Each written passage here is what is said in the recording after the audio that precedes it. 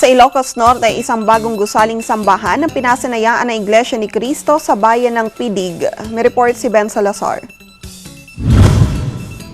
Bago matapos ang taong 2015, ay pinasinayaan ang isang maganda at bagong gusaling sambahan sa Barangay Estancia, bayan ng Pidig, Ilocos Norte. Ang pagpapasinayang ito ay pinangunahan ni Brother Artemio Tipilon Jr., District Minister ng Ilocos Norte. Maaga pa lang ay nagtungo na ang maraming kaanib ng INC sa lugar upang saksihan ang pagpapasinaya.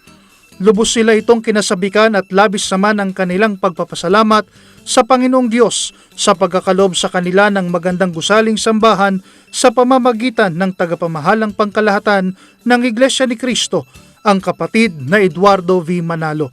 Nangako naman sila na iingatan at aalagaan ang bagong gusaling sambahan at lalong pagsisikapan ang pakikipagkaisa sa tagapamahalang pangkalahatan.